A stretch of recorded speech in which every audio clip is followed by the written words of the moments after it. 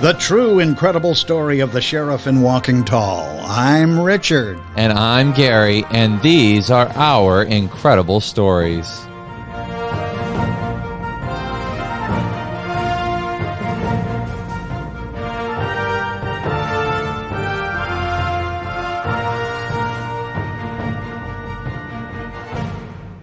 Welcome back to all of our listeners around the world. We're happy to have you here with us again for another incredible story. And I have to say, I think this is definitely going to be one of the most incredible stories we have to tell at this point. To me, I think it is not only a story about a true legend that movies and books have been written about this person, but it is also just so unbelievable that I'm not sure how many people would actually even want to believe that the events we're going to talk about actually happened, or that somebody could even survive the events that we're going to be talking about. And today we are going to be talking about Sheriff Buford Pusser. And for anybody who doesn't recognize that name, that's okay, because the film that told his story, Walking Tall, came out about 40 some odd years ago. So some of you may have seen it, may have heard it. Some of you probably weren't even in existence when that film came out. I know I wasn't, but the reason why I'm so aware of the film and the story of Buford Pusser would be due to the fact that you, Dad, have actually met Buford's family, and you were able to sit down and talk with his deputy and not only find out who Buford was as a person, but start to unravel the unbelievable life and death of Sheriff Buford Pusser. Yes, that's right, Gary, and it was one of the moments in my life that I will remember and treasure forever. I dearly love these people in McNairy County, Tennessee, who I became friends with. And you have to realize that when Buford Pusser was alive and doing some of the exploits for which he became famous, we were in the middle of a horrific war, the Vietnam War, and the country was simply torn apart by that war. And America needed a hero.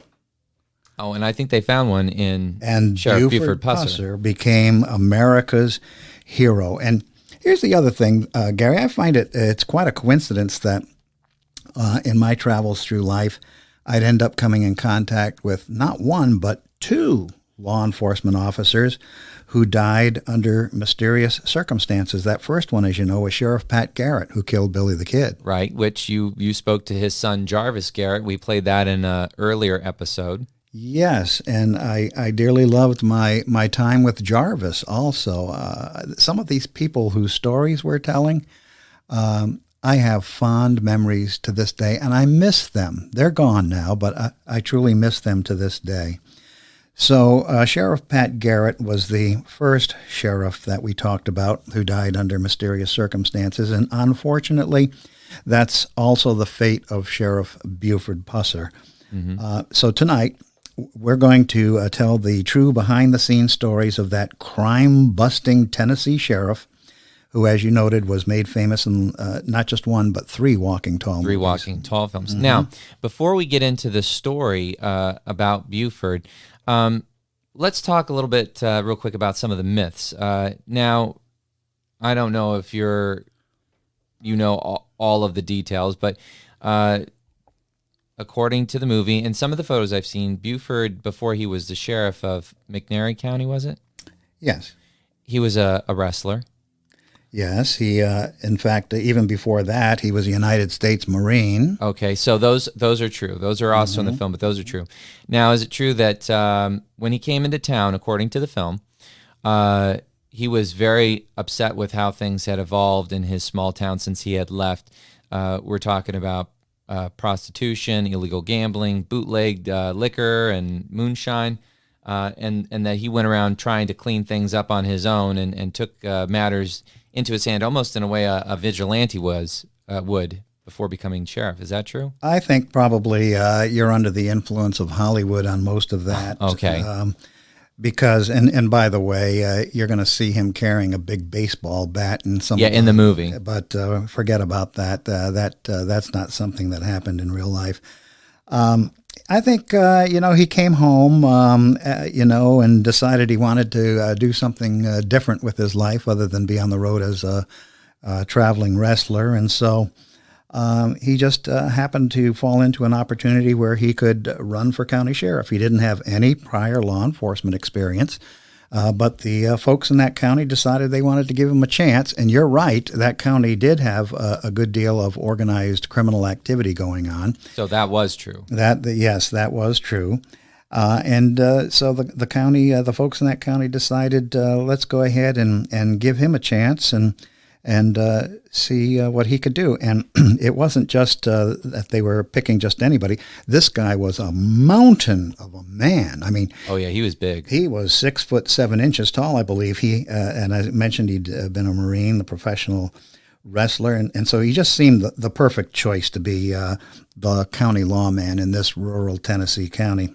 So he got elected. Unfortunately, by the way, he was not reelected. They never gave him a second term, but he did get this one term during which events occurred which made him an American hero and incredibly famous to this day.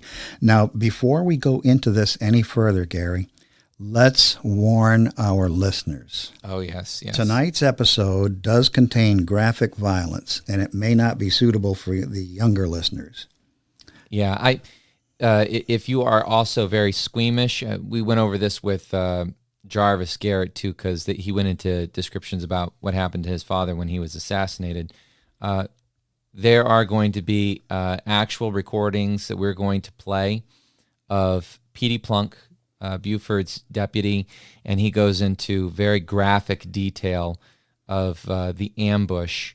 That will be the focus of this story. Yes, that'll be the focus of this story. So just bear in mind, if you get squeamish, you can listen all the way up until we get to that part, and then if you have to just cut out or fast forward, feel free to. You won't hurt our feelings at all. We completely understand, but I'm telling you, it is an unbelievable story that we are going to share. So that being said, I will say this also. Most of the story tonight is going to be told by Buford's close friend and deputy, Petie Plunk. And I recorded this more than 40 years ago in Buford's home. How did you meet Petie Plunk? Well, now that's a good question. And maybe if I could save that for a little bit later. Okay, that's fine. Maybe like tomorrow's episode. Yes, where we're going to not tomorrow. We don't do an episode every day, Gary. Next week. You would like to. Yeah. Next week's episode. But let's go ahead now and talk a little bit about who Buford Pusser really is, because folks hearing that name for the first time, they know a little bit about his background, but What else? Well, he was an extremely dedicated sheriff. He acquired a lot of bumps and bruises and scars during that first and only term as sheriff. And in the course of that short career of his, listen to this, Gary, he was shot 8 times. No, not... No, well, 8 times. Yes, 8 times. How many law enforcement officers are shot even once? He was shot in his 4-year term 8 times, and then he was stabbed 7 more times. And he still lived. Not only did he still live, he still got in that patrol car every day and patrolled McNairy County and enforced the law. And a fleeing moonshiner one time even actually hit him with a car. Right now, the man is sounding more like the Terminator. Yeah. And less like a human being. But on the other hand, he was no stranger to pain. I mean, he must have had some huge county hospital bills. His back was broken in 3 places. He required 192 stitches after a particularly vicious stabbing, and he had also been beaten by some pipes and wrenches, not to mention being shot. So I have to ask you, Gary, do you think his county sheriff's salary is worth all that? No. And we're talking like small town. I seriously doubt he made anything close to what he deserved. No, but nothing in his past, however, ever prepared him for what we're about to describe, or what Petie Plunk is basically going to tell us about, which took place in August of 1967. Now, for this part of this story, as I mentioned, we're going to rely heavily on the words of Petie. And while we're all listening to this interview, we're going to hear Petie ask a question of someone, and a woman's voice is going to kick in. That's the voice of Helen Pusser, Buford's mother. So everyone can be on the lookout for actually listening not only to Petie Plunk, the deputy, Right. but also Helen Pusser, Sheriff Buford Pusser's mother. So here's how the story starts, Gary.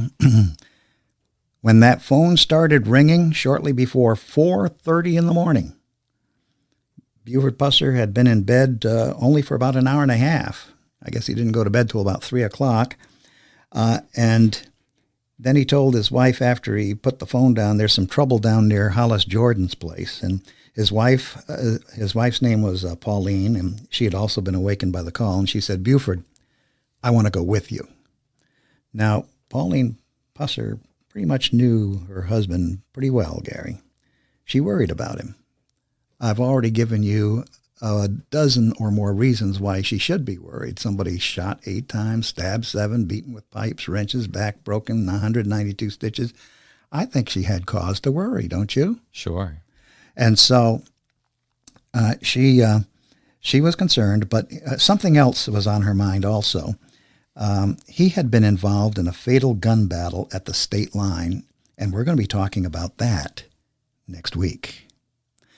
So he had been involved in a fatal gun battle, and ever after, it was a gun battle with some of the organized crime in the area, so ever after that, he started receiving threatening phone calls, and Pauline, frankly, found them unnerving, and who wouldn't? So that's why on this fateful morning she said, "Buford, I want to go with you." Now, Buford Pusser knew that something else was on his wife's mind. Today was the day that they needed to start packing for a vacation trip to a rural place in Virginia called Hayside, Virginia, to visit her parents, his in-laws. Now, he knew Pauline would be nervous about him staying out on patrol all day long, so he agreed to go ahead and let her ride along. So, slipping into a white blouse and dark brown slacks and black loafers, Pauline picked up a country music cassette and followed Buford out to his patrol car. When Buford checked his .41 Magnum and glanced at the automatic shotgun next to his knee, Pauline loaded the tape into the cassette player, which was below the dashboard of the patrol car. Buford's late model Plymouth was soon roaring down that country road at 100 miles an hour. As it approached New Hope Church, the conversation was centered around tomorrow's trip to Virginia. Buford never saw the dark-colored Cadillac until it was directly behind him and about to pass him. At that moment, his heart started to pound. His law enforcement instinct started to kick in. There was no legitimate reason for someone else to be barreling down that winding country road 100 miles an hour. That was probably his only thought before a blaze of gunfire erupted. And much later, Pusser would recall that he saw 3 men in the Cadillac, 2 in front and 1 in the back. And the passenger in the front seat was the one who opened fire with a .30 caliber rifle. Pauline had been hit and was slumped in the front seat, but Buford's first thought was to take evasive action and get away from the deadly gunfire. When Pauline started to make some gurgling sounds, he pulled the riddled patrol car over to tend to his stricken wife, and out of nowhere, the gunman reappeared, opening fire again. The patrol car windows disintegrated into 1,000 shards of glass. Deputy Petie Plunk is now going to recall for us what happened next. I guess you would call him a greedy person as far as giving up to anything, any kind of punishment or anything like that. Buford didn't give up to it. He could stand more than most people. I don't think I can't think of anyone right now that could do what Buford done the day that Pauline was killed, because they did overchange his blood. When I talked to him that morning in the emergency room of the hospital out here, the blood wasn't just running out of all of this here. All of this was just in strings hanging down to his waist, all underneath his tongue, and the blood was gushing. And they gave him 9 pints of blood in Memphis. Now, this is not counting the blood they gave him out here at the hospital and en route to Memphis. And Buford was the type of person that the only thing he was after, and the reason that he pushed himself to go as far as he did after he was shot and Pauline was dead, was to try to get the people that had done it. That was the only thing on his mind at that minute, is to get a hold of it. He never thought of a gun, he didn't think of anything, but just to get a hold of it. Now, I don't think this was ever brought out, but Buford got a hold of the gun barrel of the gun that shot Pauline and him. He got a hold of the gun barrel, and Buford's arm was blue from almost to his elbow to his wrist, where he was a hold of the car after he had been shot. The car lunged. The guy was sitting there with the gun in the car, working the bolt on the carbine. It was a .30 caliber carbine, and it had jammed. The only thing that saved Buford's life there was because the gun had jammed. They was working the bolt, hollering, "Get out of here, get out of here." There was 3 people in the car. There was 2 people in the driver, and the guy that done the shooting was in the front seat, and there was another person in the back seat of the car. It was a blue Cadillac. And the car lunged while Buford had a hold of the gun barrel, and where the post in the car is what caught his arm and blew his arm down as he lunged, to take off. Buford said that he blacked out for a minute or 2, which I'm thinking myself that Buford probably blacked out for a longer period of time than what he thought. He thought it was a minute or 2. It could have been 10, 15 minutes. Because the shock of Pauline being dead, the shock from the impact of his face being blowed off, he could have been there a good bit longer than he thought. Mm-hmm. He said he didn't even know that he had walked behind his car, but there was a blood handprint on the back deck lid of his car, where his hand had been there. He had caught to the back of the car. He didn't remember that, but the blood was there with his handprint there to show it. And of course, Buford, he was trying to catch the car. That was the biggest thing he was after, is getting that car, getting the people. And he drove 10, 15 miles with his face in that shape, and had Pauline's head laying in his lap. He had 2 lobes of Pauline's brains in his hand. And when he got out of the car, when the ambulance met him, he laid the 2 lobes of brain in the back floorboard of his car. And I covered up some of Pauline's brains down there on the road in the ditch where they shot her the last time. As I was saying, when they shot her, the first time she fell over and began groaning and grabbed Buford. But Buford drove approximately 2 miles. He thought he had lost him. And Pauline began gurgling. He thought she was strangling him. And he stopped his car, opened the car door, stuck his leg out to where he could turn. And he lifted her up off of him. As he raised her up, the blood was trickling out of her hairline down her forehead. And about that time, the car pulled up to the side of him again.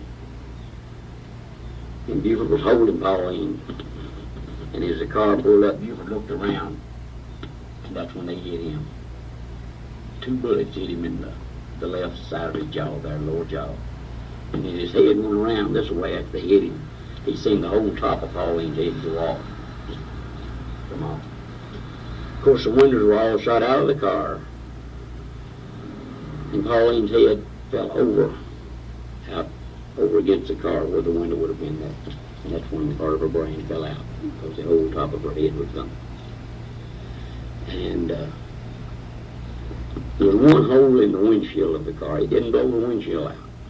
And the back glass wasn't blown out of the car. There wasn't a bullet but below or above the window line of the car. Every one of them went through the windows. One, I think, hit the bottom edge of the door there, just through it. The only windows that wasn't blown out was the driver's window, because Buford had to roll down. There was a hole in the windshield. There was bullets in the dash of the car, or bullet holes. The back glass, you couldn't even see through it. It was daubed with blood, bones, hair, brains. The seats of the car were completely covered in blood, brains, and bones, teeth. The floorboards, front and back. I believe I'd be safe in saying there was 1.5 inches of blood in the whole floorboard of the car. Of course, with the TBI, we tore the whole inside of the car out. Hunting a whole bullet, but we couldn't find one. Just slivers of them where they exploded, the bullets had when they hit. But Buford drove the car then from where it happened onto the state line, across the state line, or closer enough to the state line that he could see the Plantation Club, which is gone now, to see if this car was sitting there. He didn't see the car sitting there, so he come up 45 highway to the top of the hill this side of Jordan's place. There's a long bottom there. He looked, he could see across the bottom, and he didn't see any car lights or anything there. He didn't see any cars. He turned back. He went back to the state line with intentions of hitting the state line road, which goes follows the state line down there. But by that time, he had lost so much blood, he began blacking out. And he blacked out, and he come to himself. He was back down there where he had got shot himself and where they finished Pauline off. And he come to himself again. And all this time, he was trying to talk on the radio, of course, with the under part of his tongue blowed away, and no gum or no teeth or anything in the bottom there, front. He'd just get a word out now and then that you could understand. Which the chief of police at that time, Hugh Kirkpatrick, he understood Buford enough to say 45 south and ambulance. So he got the ambulance, and he himself went down there. The other side of Eastview here to what they used to be the Midway Grocery, a little grocery store used to be there. That's where they met Buford. He had come back up 45 highway and got that far back when they met the ambulance. And I got to the hospital before they carried him on to Memphis. And Helen, I believe you was there at that time when I got there. I'm not for sure about that. Road, 45 ambulance. That's the words he got. Now that. Well, when I got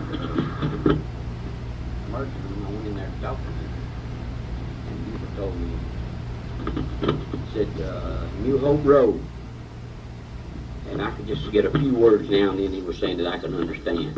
And he said they told me if I didn't find it at New Hope Road to come to Jordan's place, and they would tell me about it. Which he was saying other things during this time, but I couldn't understand what he was saying. And he told me that Pauline was dead. And other than that, that's about all that I said to Buford that day that I could understand, what he was talking about or anything.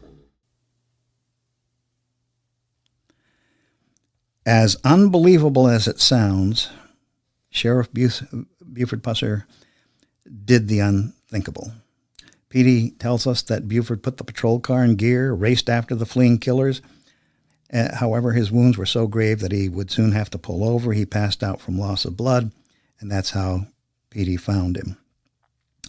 At the time, Buford didn't know it, but he was about to become America's national hero, lionized in that series of films by Bing Crosby Productions.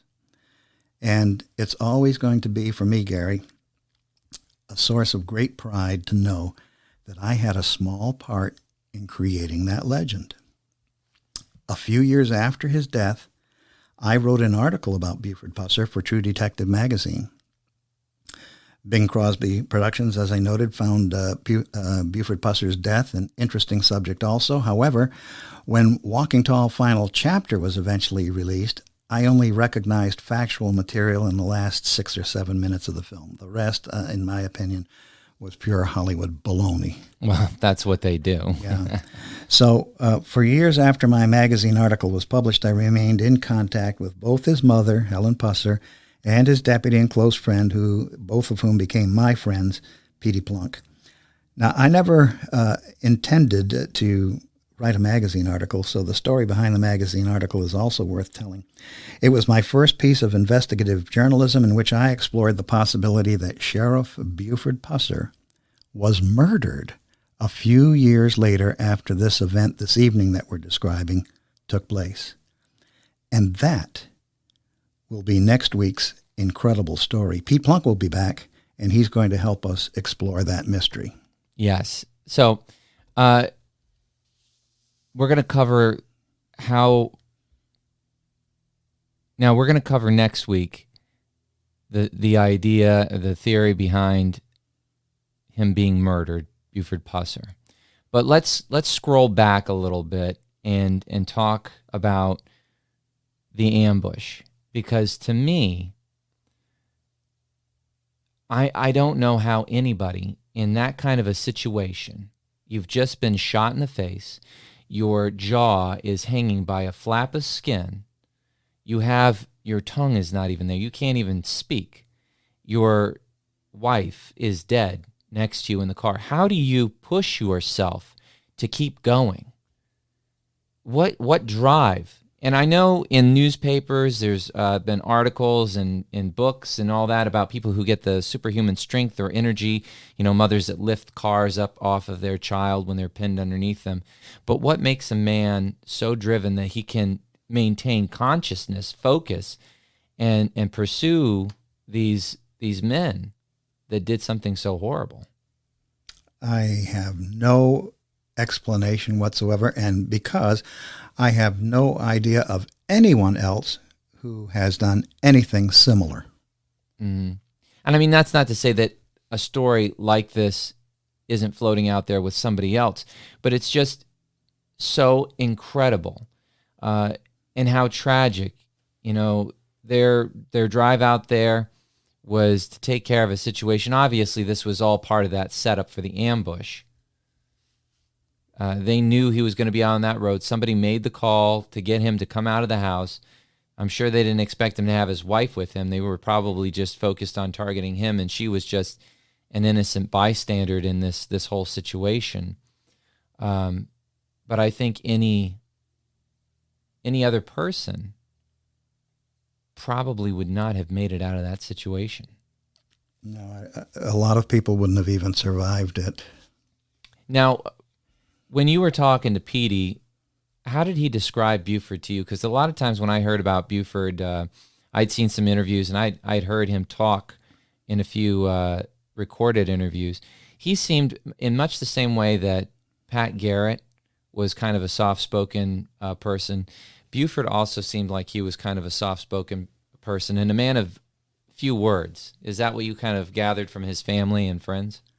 I don't recall them, describing Buford that way.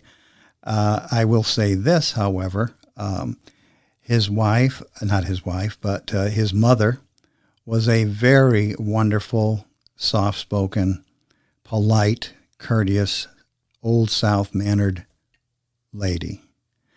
And I also saw that Petie Plunk deeply loved her as he did Buford. So we can at least say that Buford Pusser was a 100% human being. Absolutely. Now, when you go to the town, correct me if I'm wrong, but didn't they turn his mother's house into the Buford Pusser Museum? Yes, that is now today the Buford Pusser Museum in Adamsville, Tennessee.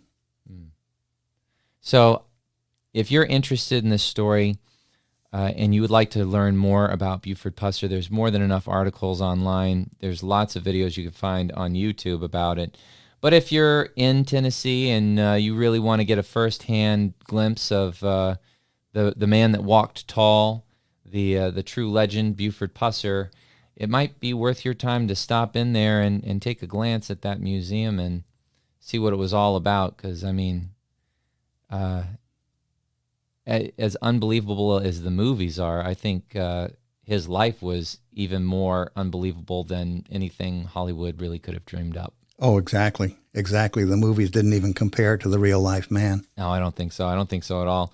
I think it would be worth them doing a sequel, not like the one they did with The Rock. I'm sure an entertaining piece of fiction, but definitely not the story we talked about today. So next week, join us for the second half.